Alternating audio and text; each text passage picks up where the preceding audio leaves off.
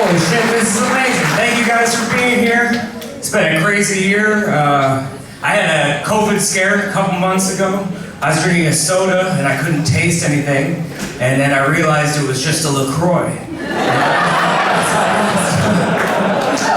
All right, the jokes will get better from here. That's just the first one, relax. I'm a little rusty. My job's been illegal for the last year, so just been sitting around collecting unemployment. Pretty humbling when the government is like, hey, we'll pay you to not tell jokes. I'm like, I thought it was going okay. I'm not gonna lie though, it was pretty nice. When that $600 bonus was active, I was making almost 80% of my normal salary as a comedian. But now I didn't have to pay for plane tickets or hotels or sex. I was saving so much money. Hey, that joke is so believable. But hey, vaccine's here, so we're back to work. I got vaccinated. Yeah, who's vaccinated? There's just a section over there. They put all the gross people over there, but no, it's fine. I'm vaccinated. I owe those Johnson & Johnson, so oh boy. Thanks for coming to my last show. I gotta give credit to Biden, you know, I think he's doing a great job getting the vaccine out quickly. Yeah, I mean, look, obviously it helps to have a son who knows where to get drugs, but, that joke wouldn't work for either president, calm down. Just covering the bases. Personally, I'm pretty liberal, but as a comedian, I think it's only fair to make fun of both sides a little bit. But some people don't like that. I have a YouTube video on my page of me getting booed off stage by Trump supporters to prove it. But one time I was at a show and a woman chased me down in the parking lot and she goes, "You made fun of Trump and Biden, but I couldn't tell which side are you on." And I was like, well, my only allegiance is to the truth. And she goes, "But that's Trump." And I was like, "Oh, the opposite side of you." Yeah. Tough year. I just went through a breakup recently, but you know, don't worry, I'm gonna get her back with these jokes. It was a real surprise breakup. I didn't see it coming at all. I was always trying to keep things spicy in the bedroom, so we always played a game that was her favorite. It's called Sexy Librarian, which is where I'm not allowed to talk and she reads a book instead. I never got to be librarian. Let's switch it up once in a while. We had a lot of communication issues. I realized she was always trying to hint things to me during the relationship, but I'm an idiot. You know, one morning she was like, "I had a dream last night that you started working out. You got super ripped. It was so sexy." I'm like, "Oh, I had a dream that you accepted me for who I was." You know, that's not... I won the battle, but I lost the girl, you know, so...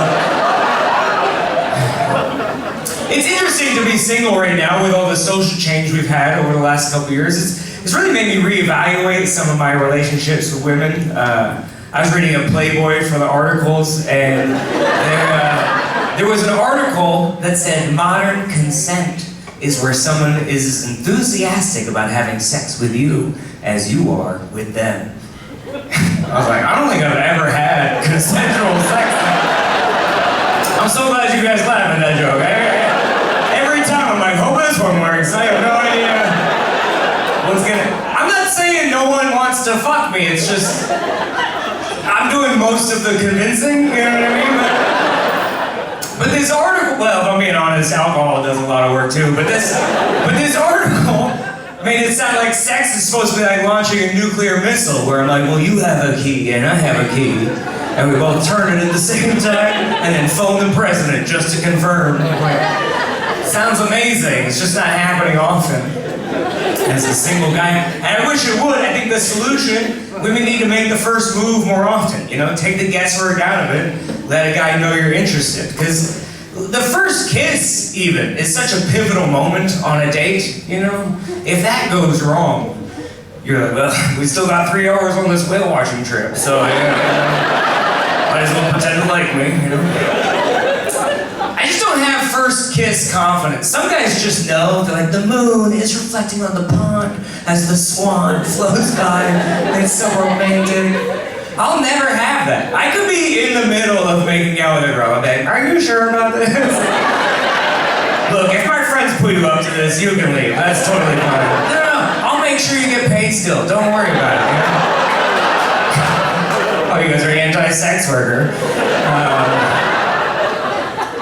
Sometimes consent is too enthusiastic, and that scares me off also. It's this weird Goldilocks zone, which is an awkward name for a joke about consent, because, yeah, I don't think she had permission to enter that house. But I was texting a girl one time. I invited her over, and she goes, as long as you're not gonna murder me. I was like, I'm not gonna murder you, but I'll choke you if you ask. And, she goes, shouldn't even have to ask. I was like, I think you should have to ask. I think that's important. I can't just choke you and hope you like it. That is against the rules for sure. I appreciate the enthusiasm. It's just a lot of red flags at once, you know what I mean? Not enough. We still fucked, but, you know, no, the whole time I was like, hey, 16 or 17 more red flags. I am out here with you. You better watch this. I tried to date a couple girls this year. Almost every girl I dated ended up dumping me to get back with an ex-boyfriend, which is a disturbing trend. It feels like girls date me for 3 weeks and then they're like, maybe I can do better. All right, cool. I'll be here working on myself, you know? I was flirting with this nurse gal for a couple months. That was pretty hot. I'm not gonna lie, I've always had a fetish for that kind of thing, you know? Employed women. Oh my God, that is sexy. Oh, you got job security and a steady paycheck? That sounds hot.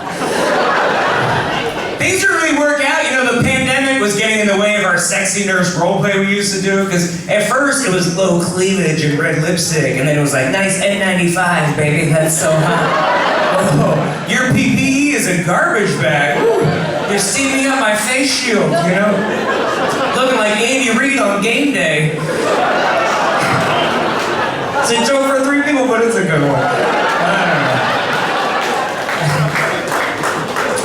I figured during the lockdown, you know, back in March, that's a perfect opportunity to reach out to some friends I hadn't talked to in a while, so I called this girl from high school who was like, not even if we're the last people on Earth. Like, hey, did you read the news? It's almost time, call me, you know? Her exact response was, call me when cars are abandoned on the interstate. I was like, oh, so you're saying there's a chance. And then protests started blocking traffic. I was like, hey, remember me? All right. Put me in the game, coach, let's go.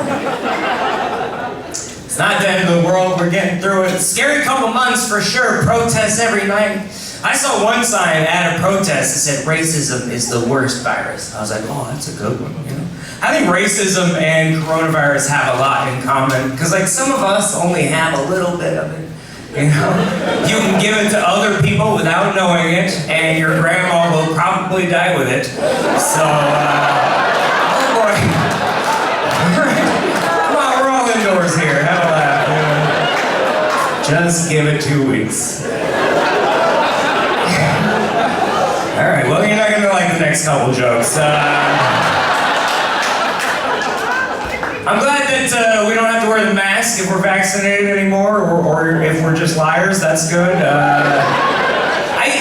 wear the mask all the time. I'm a good person, but sometimes I forget just because I don't leave the house anymore. And the other day, I forgot my mask and I walked into a Whole Foods. Holy shit. Yeah, that was a near-death experience. I'm just minding my own business. People are following me around the store and filming me. There's a Karen in the corner going, call the police, he's gonna murder everybody. I was like, shit, I think I accidentally discovered what it's like to be black in Target, you know? So that's... All right. Hard joke to pull off in a town without black people, but let's move to a less explosive topic. Confederate statues, okay? So, listen, I see both sides of the issue, if I'm being honest. On one hand, the Confederacy lasted like 4 years. That's not really heritage. That's more like a phase you went through in high school. On the other hand, I had a girlfriend for 3 months that I still write jokes about 3 years later. So I'm like, I get it. It's hard to get over stuff, you know? She keeps texting me going, "Give me back my underwear." I'm like, no, those are monuments to history, okay? If we take them down, we will forget.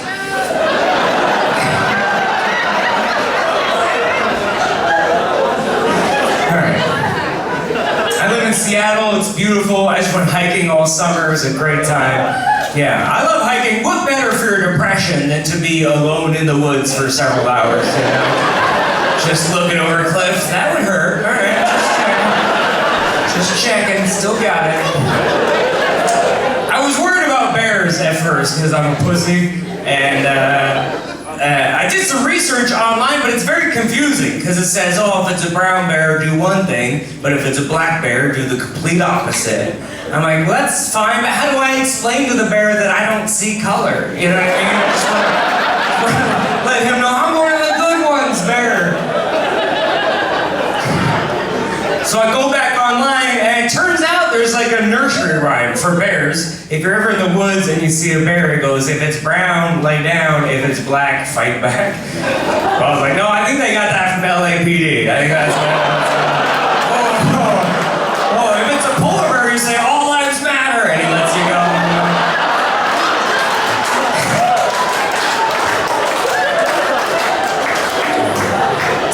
Things are starting to open back up. That's good. Schools are opening. That seems a little soon for me, personally. I feel like kids are giant balls of disease in the first place. It's no wonder COVID doesn't affect them. You know, coronavirus enters a kid's body, all the other diseases are like seats taken. You know? Kids are basically giant bats. They hang upside down, they poop on everything. They use high-pitched screeches to move around. Schools are very prepared for coronavirus. If a kid gets sick and dies, they already have plenty of chalk to outline the bodies. They use whiteboards. It's a joke. Calm down. I'm a big sports fan. I loved the NBA playoffs last year when they're in the bubble. That was so exciting. Although I didn't like that the players had social justice slogans on their jersey instead of their name. And I have no problem with politics and sports. I just don't know the names of the players anymore. I'm yelling at the TV like, fuck you, Black Lives Matter, yeah! You an educational reform can suck my dick! You know, it's long story short, I'm not allowed to Buffalo Wild Wings anymore. I'm in the corner, Minneapolis is on fire! They're like, please leave, we've asked you several times. You guys are great.